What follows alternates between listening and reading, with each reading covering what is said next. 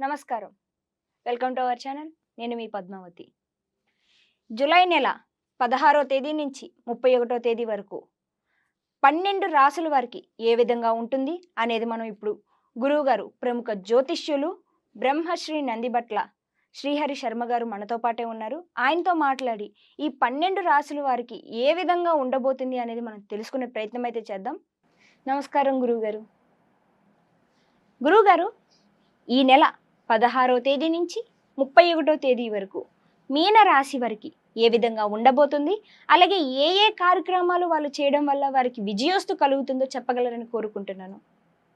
ఈ నెల 16వ తారీఖు నుంచి 31వ తారీఖు వరకు మీనరాశి వారికి ఏ విధంగా ఉండబోతుందో తెలుసుకునే ముందు గ్రహ సంచారం ఏ విధంగా ఉందో తెలుసుకుందాం. రాశిలోనే రాహువు, సప్తమందు కేతువు, అలాగే వ్యయమందు శని వక్రీకరించి ఉండడం, తృతీయమందు కుజ గురుల యొక్క సంచార ప్రభావం, మరియు షష్టం మరియు పంచమ స్థానం రవి బుధ శుక్రుల యొక్క ప్రభావం వెరసి చూసుకున్నట్లయితే గ్రహ సంచారంతో పాటు గ్రహానుగ్రహం కూడా సంపూర్ణంగా ఉండడం కారణం చేత అన్ని రకాల విషయాల్లో మీరు ముందడుగు వేస్తారు.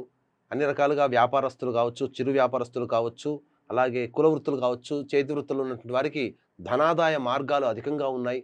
అన్ని రోజుల్లో ఉన్నటువంటి ఈ యొక్క 16 రోజుల్లో అధిక మొత్తం మీకు ధనాదాయం చక్కగా లభించే అవకాశాలు గోచరమవుతున్నాయి. కాబట్టి మీ యొక్క వ్యాపారానికి సంబంధించినటువంటి పనులన్నీ కూడాను జాగ్రత్తగా మీరు చేసుకున్నట్లయితే మంచి శుభ పరిణామాలు యొక్క మీనరాశి వారు జన్మించిన వారు పొందుతారని చెప్పవచ్చు.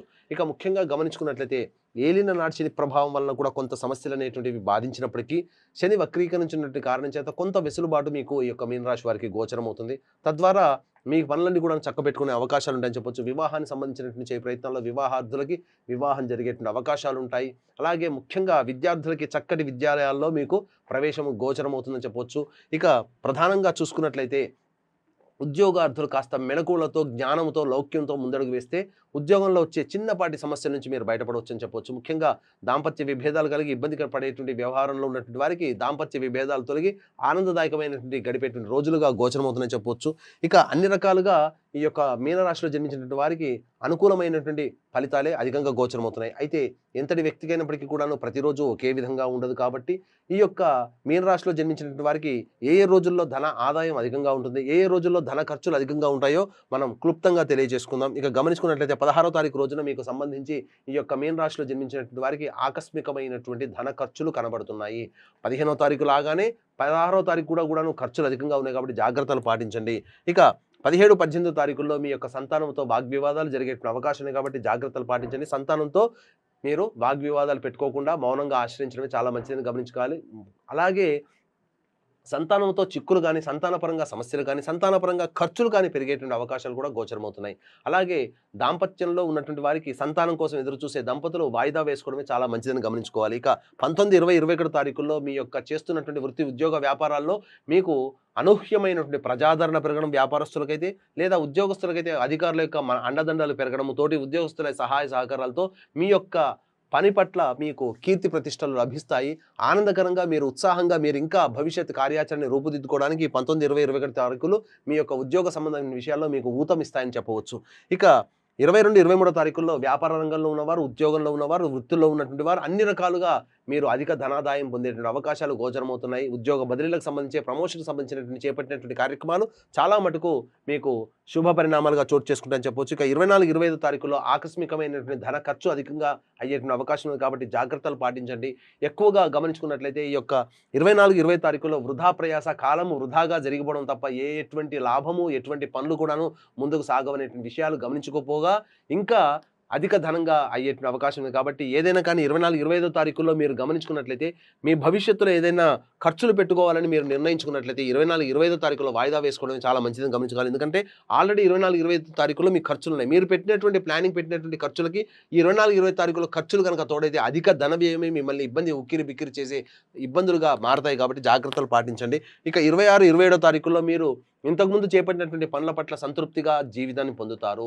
ఒక ప్రశాంతంగా మీరు ఒక సాధించామనో లేకపోతే ఏదైనా కానీ ఒక గౌరవం దక్కిందనే ఒక సంతోషమైనటువంటి భావనతో కానీ ఏదైనా మీ జీవితంలో సమస్యలుగా ఉన్నటువంటి వాటికి పరిష్కార మార్గాలు లభించి కొంత ప్రశాంతతను పొందే అవకాశాలు 26, 27 తారీఖులో గోచరమవుతున్నాయి. ఇక 28, 29 తారీఖుల్లో మీరు కుటుంబ సభ్యులతో వాగ్వివాదాలు పెట్టుకోకపోవడమే చాలా మంచిదని గమనించుకోవాలి. అనూహ్యముగా ధన ఖర్చులు అయ్యేటువంటి అవకాశం లేదు. కాబట్టి జాగ్రత్తలు పాటించండి.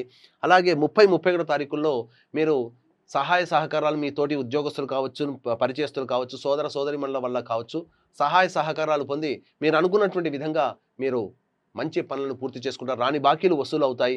మీరు చేపట్టినటువంటి పనులకి ఈ సమయానికి ఈ డబ్బు అందితే బాగుందనుకునే సమయానికి మీకు డబ్బు చేతికి అందడం, తద్వారా మీ పనులన్నీ కూడాను పూర్తి అవ్వడం అనేటువంటిది జరుగుతుంది. కాబట్టి ఎంతటి వ్యక్తికైనప్పటికీ కూడాను దైవానుగ్రహం అందరికీ ఉంటేనే అన్ని రకాలుగా పైకి వస్తారు. కాబట్టి దీన్ని దృష్టిలో పెట్టుకొని మా పీఠం ఆధ్వర్యంలో ఈ నెల 21వ తారీఖు రోజున గురు పౌర్ణమి సందర్భంగా శ్రీకాళహస్తి క్షేత్రంలో రాహుకేతు పూజ, విద్యార్థుల కోసం సరస్వతి దక్షిణామూర్తి హోమాలు మరియు వృషభ, మిథున, కర్కాటక, సింహ, తుల, వృశ్చిక, మకర, కుంభ, మీన రాశిలో జన్మించినటువంటి వారికి, ముఖ్యంగా మీనరాశి వారికి శని దోషం కూడా ఉంది. కాబట్టి శనీశ్వర అఘోర పాశుపత మంత్ర హోమాలతో పాటుగా వివాహం, ఉద్యోగం, దాంపత్యం, అనారోగ్య సమస్యల నివారణకి 18 రకాల హోమాలు కేవలం 1500 రూపాయల రుసుముతో మీ గోత్రనామాలతో చేయించడం జరుగుతుంది. అలాగే సంవత్సరం పొడుగుతా ఒక్కొక్క క్షేత్రంలో వివిధ పూజాది హోమాది కార్యక్రమాలు మా పీఠం ఆధ్వర్యంలో జరుగుతాయి. కాబట్టి అవి కూడా నమోదు చేసుకోవచ్చు. కార్యక్రమ తదనంతరం కాంటాక్ట్ చేసి పూర్తి వివరాలు తెలుసుకోవచ్చు. ఇక గమనించుకున్నట్లయితే ప్రధానంగా ఈ యొక్క మీనరాశి వారికి ఈ గోచారరీత్యా వచ్చేటువంటి సమస్యల పరిష్కారానికి ప్రతిరోజు దక్షిణామూర్తి స్తోత్రం పారాయణతో పాటు కాలభైరవాష్టక పారాయణం రోజుకి 3 సార్లు చేసినట్లయితే చాలా మటుకు సమస్యలు తొలగిపోతాయి. అయితే ఈ పారాయణాలు చేసినప్పటికీ కూడా సమస్యలు తొలగలేదు అని అంటే మీ జాతకంలో ఏదైనా లోపం ఉన్నట్టు కారణం. కాబట్టి దగ్గరలోని మంచి ఉపాసనా పరులైనటువంటి జ్యోతిష్యులను సంప్రదించి జ్యోతిష్యపరంగా ఆ జ్యోతిష్యులు ఇచ్చినటువంటి సలహాలు సూచనలు పాటించినట్లయితే మరింత మేలు చేకూరే అవకాశాలు ఉంటాయని చెప్పవచ్చు. గురువుగారు నిజంగా చాలా చక్కగా వివరించారు మీనరాశి వారి గురించి. అదే పరంగా చూసుకుంటే చూసే ప్రేక్షకులు కూడా గురువు గారు చెప్పిన విధంగా ఆయా పనులు చేయడం వల్ల మీరు చేయాలనుకున్న కార్యక్రమాల్లో మీరు కూడా విజయోస్తు కలుగజేసుకుంటారని మేము కూడా మనస్ఫూర్తిగా కోరుకుంటున్నాం. అదే విధంగా గురువుగారు చెప్పిన విధంగా ఆ నియమ నిబంధనలు పాటించడం వల్ల మీకు విజయోస్తు కలుగుతుంది. నమస్కారం. సర్వం శ్రీ ఉమామహేశ్వర పరబ్రహ్మార్పణమస్తు.